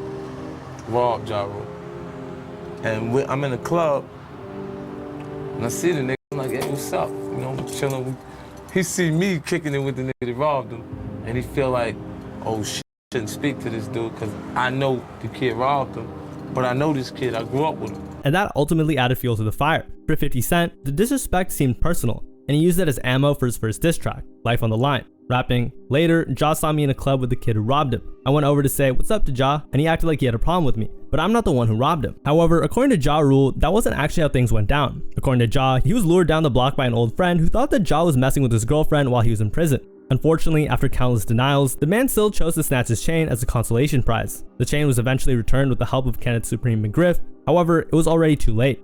I'll tell you personally, the Murder Inc., the people that you see like Irv, Ja, the people that are involved in the business aspect are it's like these niggas don't got no hood in them. See, at that point, the two just couldn't stand each other. When you got a nigga that's not a hustler, he becomes a buddy hustler. And what he does is he tries to eat off of other niggas his plates. Okay. You see what I'm saying? By, you know, mentioning names. And the beef would further escalate when the two met at an Atlanta nightclub. You see, Ja and 50 were scheduled to perform that night. In an interview with DJ Ebro on Hot 97, he recalled, In this book, you say that you and your crew beat up 50 Cent in Atlanta. How does the story go? According to Ja, a mutual acquaintance, Cass Slim Williams, initially attempted to mediate the beef. And he's like, yo, Ja, you know, 50 just want to talk to you about the, you know, whole situation that's going on. Will you talk to him? I was like, Chaz, I ain't got no problem talking to homeboy. You know what I'm saying? When I see him, we'll talk. But unfortunately, tensions were already at its boiling point. What should have been the end of this beef started to get messy when Ja Rule approached 50 holding a baseball bat. I mean, what did he expect 50 to feel when he was coming at him like that? However, according to Ja, Why did you have that bat? You know how it was back in the days. You performed with little stupid shit like that club. On top of that, Ja admittedly started to crash out. The talk got heated because I got mad and I started screaming at him and telling him that, you know, he was a bitch and this, that, and the third. 50 swung, and this began a chaotic brawl between the two camps. However, according to Ja's story, 50 got beat really bad. Now my niggas is there. He got a few niggas with him there. Me and my niggas proceed to whoop his ass while his niggas did nothing. They sat back and watched the whole shit. And after that scuffle, Ja would claim that he threatened 50 about not performing that night. But here's the catch. You see, 50 and another rapper, Tony Yayo, had a different story. Come back to New York, I hear he's talking all types of shit. Yo, I knocked him out, took his chain, this, that, and the third. Like, he's talking crazy. Like, but people believe everything he says. According to Tony, he was there that night in Atlanta and said that Ja Rule was the one who lost, but that wasn't all. In fact, during the brawl, 50 also allegedly snatched Ja's chain. But regardless of who came out on top that night, the beef was also impossible to ignore. And just like that, things took an even darker turn. You see, just months after the Atlanta incident, the beef got even wilder at the Hit Factory recording studio in New York. This time, Ja reportedly confronted 50 Cent, and unfortunately, what followed was a violent altercation in which 50 Cent was stabbed by Murder Incorporate's own Black Child. I don't really remember who was there, you know, my memory is kind of fucked up. I smoke a lot of weed. You know what I mean? I smoke a lot of weed. It was me and a few other people. I don't even remember who was with me. Black Child recalled what happened that night, stating, "One of us is dead, but I felt the gap was in the area and niggas was reaching for it. You know what I mean? And I wasn't letting nobody get to their gun and pop me. You know what I mean? So I started poking niggas straight up and down. And that's the whole truth, nothing but the truth, so help me God." While 50 downplayed the incident, it fueled the beef even more. According to 50, he didn't even go to the hospital. However, Incorporated wasn't going to get away easily. You see, legal troubles followed for both Ja Rule and Black Child, who were arrested. Fortunately though, the charges were eventually dismissed. On the other hand, the encounter did little to no damage to 50's career. In fact, it even boosted his name further. However, as if the violence wasn't enough, the two decided to trade shots through diss tracks. Over the course of the beef, diss tracks became the battleground for the rivalry. For instance, 50 Cent dropped Wanksta, which mocked Ja Rule's image and resonated heavily with fans. And this was a complete humiliation, since the track ultimately climbed the Billboard charts, peaking at number 13 on the Billboard Hot 100. Another one of 50's most iconic disses came on his debut album, Get Rich or Die Tryin'. On Back Down, 50 went all in on Ja Rule and Murder Incorporated in this track, rapping the lines, "The rap game is all effed up now, what are we gonna do? How are we gonna eat, man? 50 back around. That's Ja little punk ass thinking out loud, Southside till I die, that's just how I get down." And sent threats like, "Now that I'm back, you can't sleep, I'm a nightmare, huh? You hired cops to hold you down cause you fear for your life, but you done heard about them guns that I bought, right?" However, Ja wasn't just gonna sit around and take these shots. He clapped back at him with one of his hardest disses, called Loose Change. In the track, Ja just didn't go after 50. In fact, he even dared to go against Eminem and Dr. Dre all in one go. Unfortunately, this move would ultimately backfire. However, at first, Ja's issues weren't even directly about Eminem. You see, the real issue began when Eminem signed 50 Cent to Shady/Aftermath, and that didn't really sit well with Ja and Irv Gotti. But it wasn't until M name dropped Ja on Benzino's diss track Go to Sleep that things officially kicked off. In the track, Eminem dropped the line, "You was gonna do, that's what I thought, you're pitiful, I'm rid of you. All of you, Ja, you'll get it too." Which meant that Slim was ready to jump in the beef with Ja Rule, and at that point, it turned into a full-blown war. You see, by early 2003, Eminem, 50 Cent, G-Unit, and Eminem's rap crew D12 had formed an alliance against Ja Rule and Murder Incorporated. However, when Ja dropped Loose Change, he crossed the line. You see, this wasn't your typical diss track because Ja took it to a personal level. In a shocking move, Ja brought up M's family, and as we all know by now, that's the last thing any rapper would want to do. In the song, Ja rapped, "M, you claim your mother's a crackhead and Kim's a known slut. So what's Hale gonna do when she grows up?" Going after Eminem and 50's one thing, but dragging Haley into the mess, fans already knew hell was gonna break loose. Eminem fired back with Haley's Revenge, and while the track mostly featured other members trading jabs at Ja Rule, it opened with Haley herself delivering a cold line, "Haley, what do you want to be when you grow up, baby? I don't know, but I don't want to grow up to be like Ja Rule's little dirty ass kids." And if that wasn't enough, Eminem started to attack Ja's fake gangster image. You see, by 2003, Ja Rule started to imitate one of hip-hop's greatest, Tupac Shakur. He rocked bandanas, got similar tattoos, and even tried to embrace a hardcore street image. However, M wasn't having any of it. On the track Hail Mary, Eminem rap, you see 106 and Park fans don't even fucking respect you. Kinda funny. Wanna be Pac, wanna fake like you thug, run around talking shit you ain't capable of. And sadly for Ja, the majority of hip-hop fans enjoyed how well Eminem and 50 Cent dismantled him on these diss tracks. However, even while battling with 50 and M, Ja still came out with heat. After the success of his debut album, Ja Rule came back swinging with his second album, Rule 336. The album was packed with fan favorites, like Between Me and You and Put It On Me, and to be honest, a lot of fans couldn't get enough of it.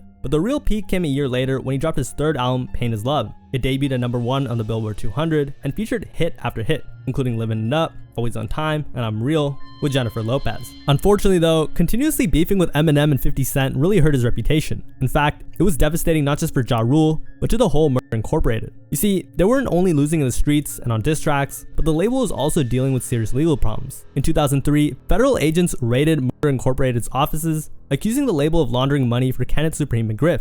The legal battle lasted for years and drained the label financially, forcing Irv and Chris Gotti to spend millions defending themselves. At the same time, Ja Rule tried to salvage his image by dropping more music. Sadly though, by the end of 2002, Ja's reign at the top was starting to crack. In November of that year, Ja dropped his fourth album, The Last Temptation. On paper, it wasn't really a failure. It debuted at #4 and sold 237,000 in its first week. However, compared to his previous album, Pain Is Love, which went multi-platinum, this was a massive step back. Worse than the sales though, the fact was that Ja Rule was starting to lose control of the narrative. On the other hand, Ja's fifth album, Blood in My Eye, had the same outcome as it flopped hard. Luckily for Ja though, when it comes to beefs, his ops suddenly decreased. You see, by 2004, Eminem decided to step away from the feud. In its track, Like Toy Soldiers, from the Encore album, Eminem reflected on the beef, admitting there's a certain line you just don't cross, and he crossed it. And even though the battle was won, I feel like we lost because I spent so much energy on it. Honestly, I'm exhausted. So at that point, Eminem held all the power, and rather than keep it going, he chose to move on. However, the same couldn't be said about 50 Cent. You see, after all the back and forth, most fans believe that 50 was the clear winner. Ja did have his moments, and these savage diss tracks ended up being a huge part of both their legacies, for better or worse. The feud wasn't just fun music on the streets, it also played out in rumors and allegations that stained reputations. In 2000, 50 Cent infamously survived being shot 9 times outside his grandma's house. But while Ja Rule was not directly connected in this incident, rumors went around that Supreme, Ja's close associate, was the one who orchestrated the shooting. Unfortunately for Ja, this speculation damaged his street cred. And throughout the following years, Ja and 50 had come to accept that they're ops for life. When they were asked about each other in interviews, there's no denying that there's still hatred between the two. Back in 2007, Ja went on Hot 97 for an interview with Angie Martinez. But this time, Ja found a new angle to win some points. Ja mentioned how 50's music started sounding similar to his after 50 got signed to Shady/Aftermath. The material comes out being damn near the same substance, the same type of female collabos, the same. So it's like people are like, well, wait a minute, this is something's not adding up right here. And you know what? He really believed that. You see, even years later, Ja would double down on these claims. You can't come tell me Right. don't like him because he makes songs for the females and sings. Right. And then you say, yeah, him, man. Them songs I was enjoying for the last 3 summers. He explained that he was confused about all the criticism that he got. And then you go do the same shit that I was doing. Yeah. And they love it. They love you for that. But they want to be mad at me for doing it. That was weird to me. Unfortunately though, this tactic didn't work, because by then, the hip-hop world had already sided with 50. And you know what? Ja Rule realized this. You see, in 2013, he finally admitted that he and Murder Incorporated had lost the war. It was a lot going on in that time frame. You got the federal indictment. We couldn't even fight back. However, Ja Rule also claimed that there were a lot of things fans didn't see behind the scenes that made them feel irrelevant. He explained, couldn't go to award shows. Yeah. They would make calls like, well, we got 50 and we can't be in that because if Murder Inc. is in the building, they're not going to perform this shit. M's not going to perform. Basically, they were blacklisted, and Ja Rule felt that that was a significant part as to why they took the L. So we would get calls from MTV, much love, shout out to MTV, or we get calls from BET, shout out to BET, that, yo, we love you guys, but guys, they're doing their thing this year, and we don't want y'all in the building because of this. Unfortunately, even though Ja had already conceded, it didn't stop 50 from trolling. You see, even years later, the beef continued in petty jabs, and as we all know, there's no one pettier than 50 Cent. In one particularly infamous incident, 50 Cent purchased 200 tickets to a Ja Rule concert solely to keep the seats empty. However, Ja clapped back on social media, accusing 50 of tearing down other people of color rather than uplifting his community. However, these exchanges only served as reminders of how deeply their hatred for each other had become. In an Instagram post, Ja added, "But not once did I see him use his platform of 20 million followers for anything uplifting. I'm sure he didn't vote, didn't encourage anyone to vote, only tomfoolery, tearing down other people of color. And that was enough to reignite the fire." Ja continued to diss 50 on Twitter multiple times since then. Some were intense, like, "Yeah, I do. At 50 Cent got given the beats," and much more. "What do you remember? Hey, at 50 Cent, don't make me expose you, hashtag tickle booty," whatever that means. And sadly, Ja's beef with 50 marked the beginning of his downfall. You see, back in 2007, Ja Rule was set to perform at the Beacon Theater with Lil Wayne. However, on what was supposed to be a regular show, quickly turned into a nightmare. After leaving the show, police pulled up to Ja's Maybach for speeding. However, here's where things got messy. When officers stopped the car, they detected a strong odor of marijuana and discovered a loaded .40 caliber semi-automatic handgun hidden inside. What made the situation worse was that Lil Wayne was also arrested that night in a separate incident for the same exact charge. And after 2 long years of legal battles, delays, and negotiations with prosecutors, Ja Rule finally pleaded guilty to attempted criminal possession of a weapon. Queens-born rapper Ja Rule pleads guilty to attempted criminal possession of a weapon after police stopped him in July 2007. Officials said they found a loaded semi-automatic gun in the back of his luxury sports car after he was pulled over for speeding. So in June of 2011, Ja officially began his 2-year prison sentence at the Eric M. Taylor Center on Rikers Island, before being transferred to a state correctional facility. Unfortunately though, the timing couldn't have been worse for his career. And what was even worse for Ja Rule was that the worst wasn't over. While Ja was busy fighting his gun case, the IRS had also been watching. You see, between 2004 and 2008, Ja Rule had failed to file tax returns on over $3 million in income. The government claimed that he owed taxes on millions of dollars in earnings from his music, acting, and other business ventures. And in March of 2011, just months before starting his 2-year sentence for the gun charge, Ja Rule pleaded guilty to 3 counts of tax evasion. Despite earning millions, Ja had ignored his tax obligations while continuing to live a luxurious lifestyle. However, here's where things got even messier. You see, because of the overlapping legal cases, Ja Rule ended up serving consecutive sentences. After completing his 2-year sentence from the 2007 gun charge, in early 2013, instead of walking free, he was immediately transferred to federal custody to begin serving time for the tax evasion case. In other words, Ja just couldn't catch a break. And at this point, it felt like Ja's career was hanging on for dear life. Even though other rappers have managed to bounce back after serving time, in Ja Rule's case, it was different because it felt like the industry had already moved past the sound. And before turning himself in, Ja tried to make a comeback by working on his album Pain Is Love 2, which was released in 2012 while he was still incarcerated, but unfortunately, the project massively flopped, debuting at only number 197 on the Billboard 200 charts. So the question now was, what was he going to do about it? Well, Ja Rule needed a way to rebuild, and luckily for him, he found new ventures to stay relevant. And for Ja Rule, that path led him to the world of business. In 2013, Ja Rule partnered with an ambitious young entrepreneur named Billy McFarland to promote what seemed like an innovative idea, Magnices. You see, Magnices was an exclusive membership club promising fans a luxurious lifestyle. More than 30 million albums worldwide, Ja Rule is taking his talents to a new business. The rapper lending his creative mind to an elite credit card for millennials. On paper, it looked like a perfect comeback and a chance for Ja Rule to reinvent himself. Unfortunately though, he didn't know it back then, but teaming up with McFarland would bury his career even further. But we'll get to that later on. Magnices thrived on its promises of VIP access and exclusive experiences. However, as membership increased, dissatisfaction among members began to spread quickly. Complaints ranged from missing refunds to broken promises, like events being overhyped or poorly organized, to members being denied the perks they'd been promised. For Ja Rule, whose image was tied to the brand, it put him in a very weird spot. Although Billy was a mastermind, Ja Rule's role as the public face of Magnices meant that any backlash would inevitably fall onto him. However, this wasn't the end of Billy and Ja Rule's partnership. In fact, it was just the beginning of an even bigger and more disastrous incident. You see, despite the massive letdown in Magnices, Ja once again teamed up with Billy. This time, they set their sights on something even more ambitious. Back in 2017, Billy and Ja thought of an event so extravagant that it was too good to be true. Just imagine gourmet meals, stunning villas, and a lineup of top-tier artists on a beautiful island. Sounds like a better version of Coachella, right? Well, that's exactly what Ja and Billy promised when they launched their infamous Fire Festival. We are here at the Web Summit. Well, I'm gonna let my partner in crime here, Billy McFarland, give y'all an introduction of what Fire is. I mean, you gotta give credit where credit is due, because the two really knew how to market their schemes. In late 2016, an orange square dominated social media feeds worldwide. See, this was posted simultaneously by the most followed influencers and celebrities, including Kendall Jenner, Bella Hadid, and Emily Ratajkowski. The cryptic image generated over 300 million impressions within 24 hours. So what exactly was this orange square? Well, it was basically a teaser for the festival. And just like that, tickets ranging from $500 to over $100,000 were selling out. But here was the catch. According to experts, the festival was expected to cost $42 million or more. So how were they able to afford this? You see, even if they sold all the $100,000 tickets, it still wouldn't be enough. However, at that point, there was no backing out. The event had already promised thousands of people an exclusive getaway concert. And as the festival date approached, a lot of people began to worry. They were way behind deadlines, they lacked payments, and the ticket sales clearly couldn't cover the cost of organizing such a large festival.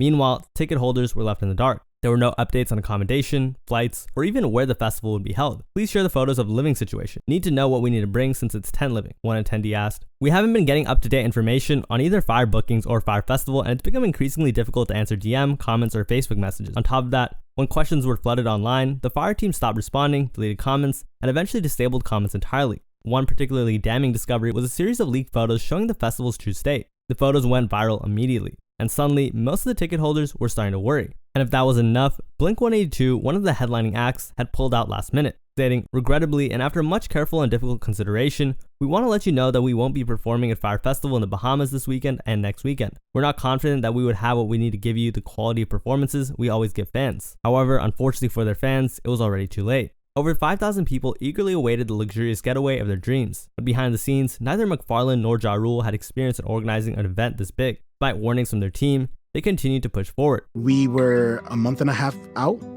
I don't know how they thought that we were going to be able to do that. To do a proper music festival, I would say you should try to start the design and the fundraising and everything at least 12 months out. And to make things even worse, their initial location, Norman's Cay, fell through after the promotional video violated an agreement, not to mention the island's past association with drug lord Pablo Escobar, which is exactly what Billy did. On a deserted island owned by Pablo Escobar.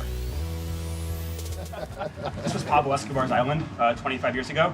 So we're taking the dream for your average person in America or wherever they are and saying for 3 days you could become Pablo Escobar. And with that kind of a blunder, the festival was forced to relocate to Great Exuma, an abandoned construction site just far from the promised private island. Additionally, the logistics presented a significant challenge for the event. You see, there weren't enough tents or villas to accommodate guests, and when people arrived in the venue, reality finally hit. Turn this bus right around. We didn't have enough drivers, we didn't have enough houses, we didn't have enough beds, we didn't have enough site, we didn't have enough staff. It was just, we were overwhelmed. So there was no beautiful island or luxurious villa, but at least there was good food, right? Unfortunately, when attendees arrived, they didn't just find disaster relief tents and soaked mattresses. Instead, they found cheese sandwiches in foam containers rather than gourmet meals. One fan complained, "The dinner at Fire Festival promised us was catered by Steven Starr is literally bread, cheese, and a salad with dressing. #Fire Festival." The infamous sandwich flooded social media, turning Fire Festival into a huge meme, and Ja Rule wasn't safe from any of it. And also, Ja Rule is gonna be there.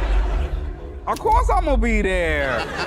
Who am I not to be there? This is Ja Rule in his comfort zone, and this is Ja Rule outside of his comfort zone. Unfortunately for the attendees, when they tried to flee the event, they were left stranded on the island. You see, Exuma had a limited number of flights, which left hundreds of attendees stranded at the airport with no food, water, or a clear way to get home. Okay, how long till water comes? And food. When do we get our money back? Hours later, the fire team finally arranged flights to ferry people back to the US. We made it. Success. We made it, America. We are alive. Someone. None of us passed out. In the end, attendees got home with huge relief on their faces. The question now was, what would happen to Billy and Ja Rule? Surely they got punished, right? Well, after the Fire Festival disaster, lawsuits flooded Billy and Ja. From investors to angry attendees, everyone wanted payback. And as a result, they were hit with over 8 lawsuits totaling to over $100 million. As for Ja Rule, his involvement in Fire Festival remained controversial. Co-founder Ja Rule defending himself on social media and now saying he was also a victim of the scam as dueling documentaries put the failed event back in the spotlight. After all, Ja wasn't just a celebrity face for Fire Festival. In fact, the event was actually his vision. According to Ja, it was my vision. It was your vision. I came to Billy with the ideas. Let's do XYZ. Okay. Yeah. Let's create this platform, this app. Let's do the festival. But despite being listed as a co-founder, he claimed that he was also scammed by Billy, saying, "I too was hustled, scammed, bamboozled, hoodwinked, led astray." Unfortunately, people didn't really believe this, even with his attorney, Stacey Richmond, stating, "Mr. Atkins would never participate in anything fraudulent. It's simply not in his DNA. He is devastated at the aftermath of what he genuinely had hoped would be an incredible event for all." And while the courts found Ja Rule wasn't directly involved in defrauding investors, his name became synonymous with the scandal. Many fans felt betrayed, and his attempts to distance himself only fueled more hatred. I got a bunch of 20-year-old kids screaming, "This is fraud." Shut the fuck up for a second.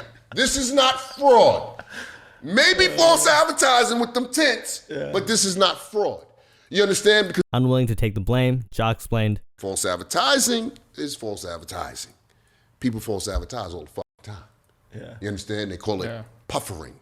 You understand? Overselling the product. Yes, you understand? And it's not fucking illegal. He added that neither he nor Billy had set out to trick anyone about the festival itself. According to Ja, the true scam came from Billy falsifying documents to mislead investors, which ultimately landed him in prison. But while McFarlane was serving time for his actions, Ja Rule was left to deal with the heat. The festival's disaster left his reputation in the bins, and he expressed his frustration at how easily people were waiting to believe the worst about him. In a dramatic interview with Forbes, he tried to explain the aftermath of what happened, stating, I think the thing that drives me nuts right now, the main thing that drives me nuts, is people thinking or feeling like I would ever be a part of like conning somebody. You can see that he was deeply affected by how he was perceived. To him, if only people knew better, things would be different. Unfortunately for Ja, the backlash had become so intense that even his wife was getting drawn into it. However, even though he says he just laughs about it, you can clearly see it still upsets him. Those bad things that people put, that's one of those things I don't ever want to be attached to.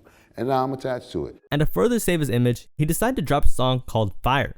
Ja Rule has a new song called Fire. As you know, the Fire Festival disaster is now behind him. He's been completely cleared from any responsibility in that. So now he's dropping songs. Unfortunately, though, it was clear that he was past his prime musically and had become a laughing stock. Even Charlamagne the God couldn't help but put it on the banter. Like Ja Rule music, but that ain't it, bro. That wasn't the one. In the end, even though Ja's still hurting from the damage of the Fire Festival, he'll try to stay positive and would rather focus on music going forward.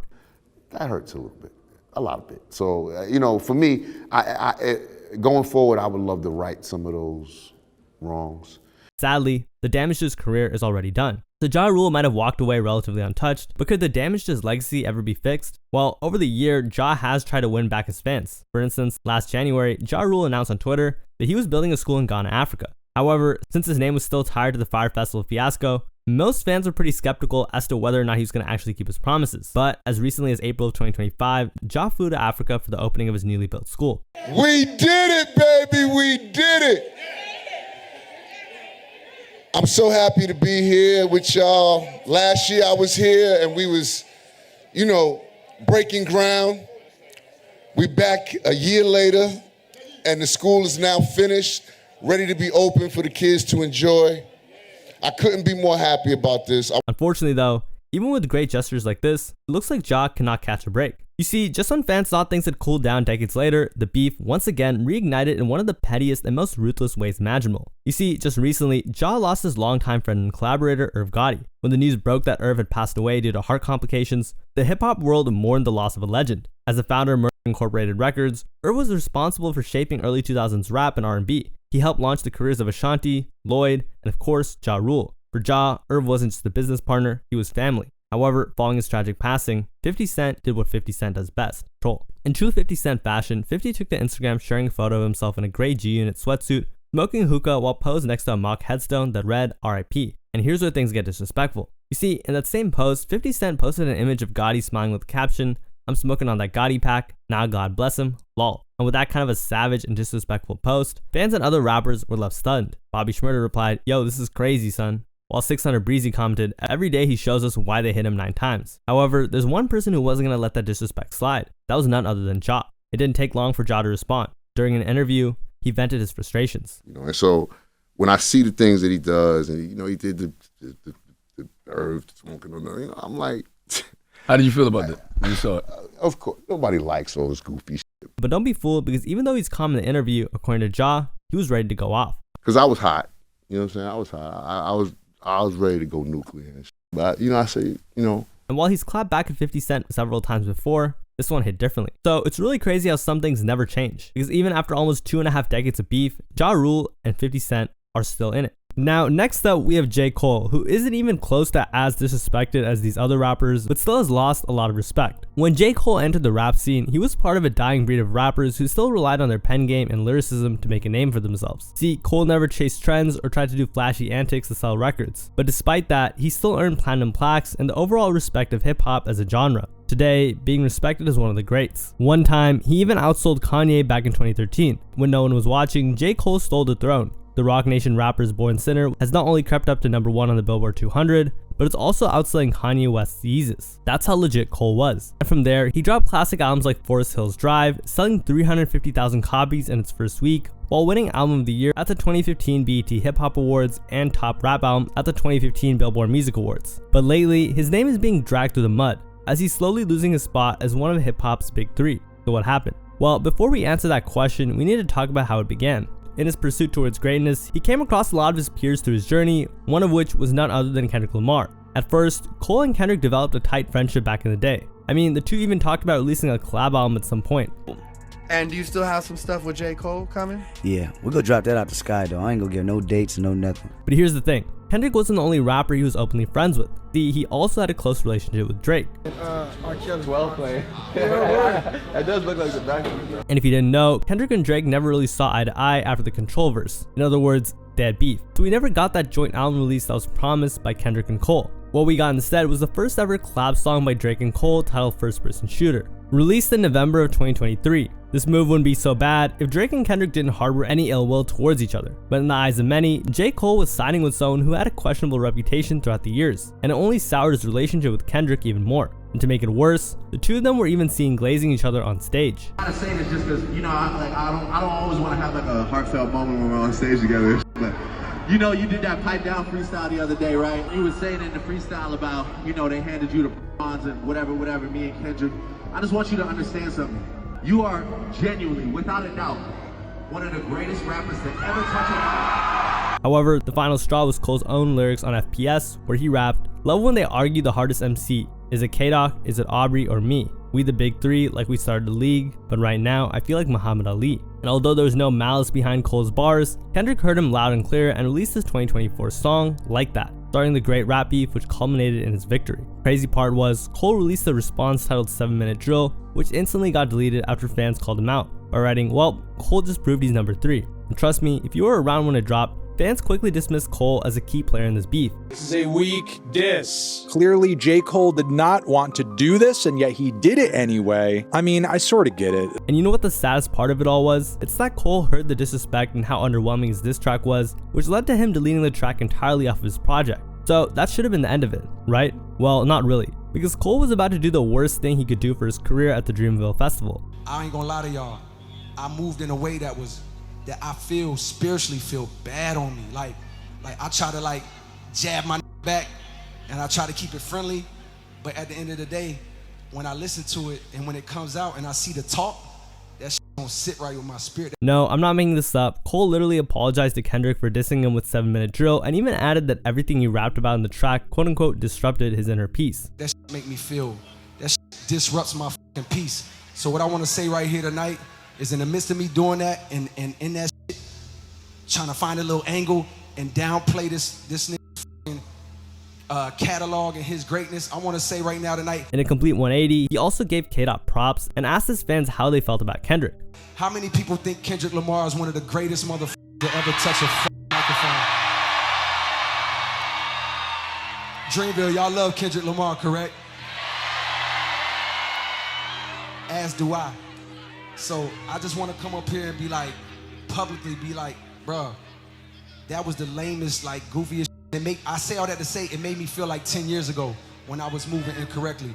And I pray that God align me back up on my purpose. Of course, fans relentlessly clowned on J. Cole for folding and ducking the smoke, and who could blame them? He was always ready to prove to everyone that he was number 1 among the big 3. But when things got serious, he just apologized. And because of that, he earned a new nickname, J. Fold. So everyone, and I mean everyone, all around the world clowned on him. As a fan, I'm disappointed. And no disrespect to J. Cole, it seemed like he threw up the white flag. Personally, I wouldn't have gave 7 minutes, pause. I didn't even hear the whole shit.